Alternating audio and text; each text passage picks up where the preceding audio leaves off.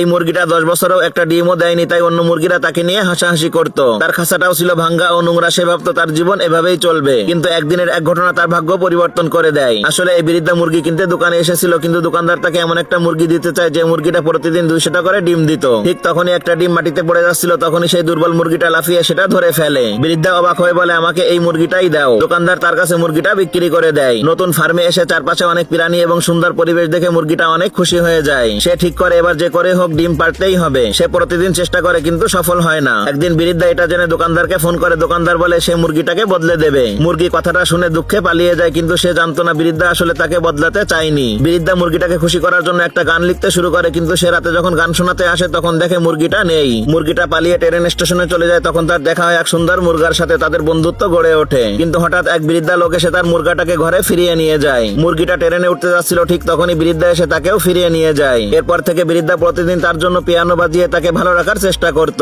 একদিন বৃদ্ধা বুঝতে পারে মুরগিটা মানুষের ভাষায় কথা বলতে পারছে। তারপর থেকে সে মুরগিটাকে সন্তানের মতো ভালোবাসতে শুরু করে। সব ঠিকঠাক চলছিল, কিন্তু হঠাৎ একদিন বৃদ্ধা উঁচু জায়গা থেকে পড়ে যায়। এটা দেখে মুরগিটা দৌড়ে গিয়ে ইমার্জেন্সি নম্বরে ফোন করে। ডাক্তার এসে বলে তাকে শহরের হাসপাতালে নিয়ে যেতে হবে, কিন্তু মুরগিটাকে সঙ্গে নিয়ে যেতে পারবে না। তারপর অনেকদিন কেটে যায়, কিন্তু বৃদ্ধা আর ফিরে আসে না। একদিন খামারের সব প্রাণীর খাবারও শেষ হয়ে যায়। তখন মুরগিটা চিন্তা করে সে শহরে গিয়ে মালিককে খুঁজে বের করবে।